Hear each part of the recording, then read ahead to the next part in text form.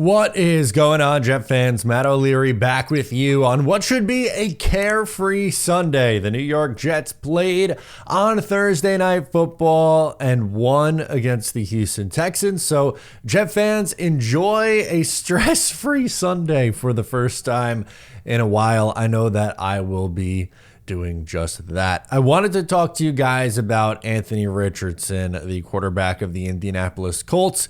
He has been benched in Indianapolis. Trade rumors are beginning to swirl, and I've been asked a few times what my thoughts are on Anthony Richardson and if the New York Jets should trade for him. So I wanted to make a video and share my opinion on that scenario. So this past week, the Indianapolis Colts benched Anthony Richardson after just 10 career starts. He was taken 4th overall a year ago, and he played 4 games, got hurt, and he has started 6 games this year, and they are going to familiar face Joe Flacco. Now, the Colts have maintained that they eventually would like to go back to him at some point, but this is, something that they owe themselves. They are in the playoff mix, and Joe Flacco has been playing better. And the team, there's no denying, the team genuinely looks like a better football team when Joe Flacco is out there versus when Anthony Richardson is. But this kind of reminds me of what we heard about Zach Wilson in 2022 when the New York Jets decided to bench him after the game against the New England Patriots that they lost 10-3, a frustrating one. I'm sure one that we all remember. And the benching honestly seems very similar. So for Anthony Richardson, you had the tap out incident. In case you missed it, he literally tapped his helmet and tapped out of the game. He's gotten ripped by former NFL players saying that they've never seen a quarterback tap out of a game, and you're a leader on this team. You don't have the luxury of tapping out. You got to be out there every play. Now, he said he was tired. That's why he tapped out. But I don't think the benching as much has to do with his play, albeit it's poor, and we'll go over the numbers in a little bit here.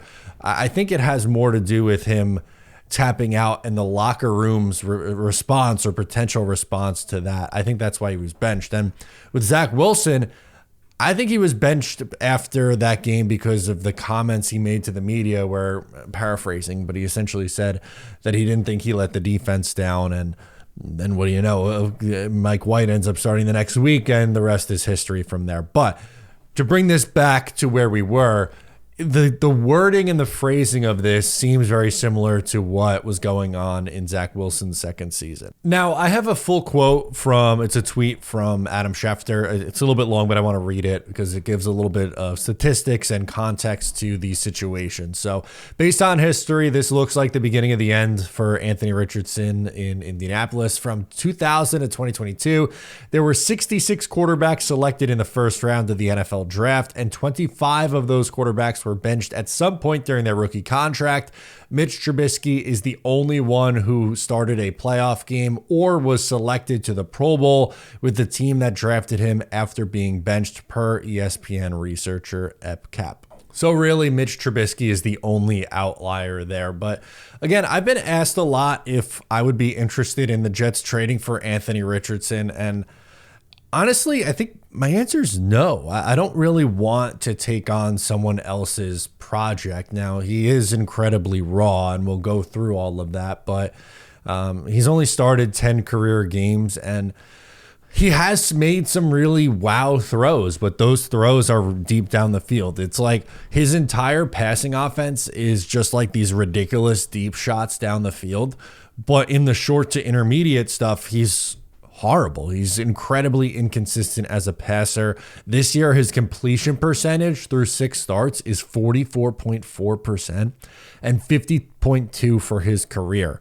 Now, he's a dynamic runner with the football. He has a cannon of an arm. He can push the ball down the field. He's put some incredible throws on tape. We've just seen zero consistency with Anthony Richardson. And something else that kind of reminds me about the Jets' previous quarterback situation, where you watch tape and you're like, wow, like not many people are making that throw. And then you see like just the most ridiculous, erratic throws on give me completions in the 0 to 10 yard radius. And you're going like, you can't even hit the layups or the easy stuff, but these wow throws down the field you can do. And it just doesn't make sense or compute to me. Now, here's where it gets complicated. Again, like, he was incredibly raw coming out of Florida. I feel like they had to know what was happening here. And he was thrown into the fire at 21 years old and pretty much asked to start right away.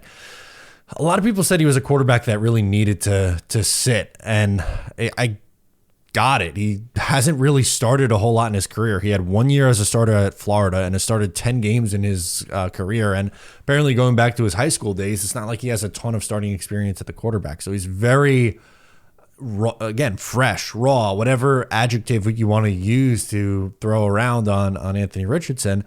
He doesn't have a ton of experience, and maybe he's someone who with more experience or someone who could benefit from sitting for a while. Maybe that's something that he really needs, but I don't trust the Jets in that spot. Yeah, you'd still have 2 years under contract after this one. He's a first-round pick, so you technically could decide if you want to pick up his fifth-year option after year 3, which is after the 2025 season. But I just don't think that's something that I would foresee the Jets doing, number one. And number two, I don't think it's the right call. The question that I ask myself is, will the Jets have the staff to get the most out of a player like this? I'd like to believe that in the future they can, after, assuming that the Jets are not bringing back their current staff that they have now. But history tells you that's probably not the case. And again, it feels like you're taking on someone else's mess. It's like you're going to a garage sale or you're buying a used car. It's like sometimes it works out. Sometimes you get a bargain deal, and maybe that's going to be the case for some team with Anthony Richardson. But I would rather the Jets, whoever the GM is next year, whoever the coaching staff is, I'd like them to get together and formulate a plan on their own of how to fix this quarterback spot. And I would prefer to go through the NFL draft, find your own guy that you like, rather than going, hey, this guy was uber talented, former first round pick. Yeah, the first team messed up with him, but we could figure him out. We could fix it. It's rare that works. There have been examples of it, but not for me. So my answer on this is no. I don't think it's something that I would pursue. What do I think a trade would be for him? I don't think you're giving up a first-round pick. I think a second and something else. But still, at the end of the day, I'm not interested in it. I want to hear if you guys are down below in the comments. Would you like to see the Jets trade for Anthony Richardson? If yes, why? If no, why? Let me know. Thank you for tuning in. Subscribe if you're new, and I'll catch you next time.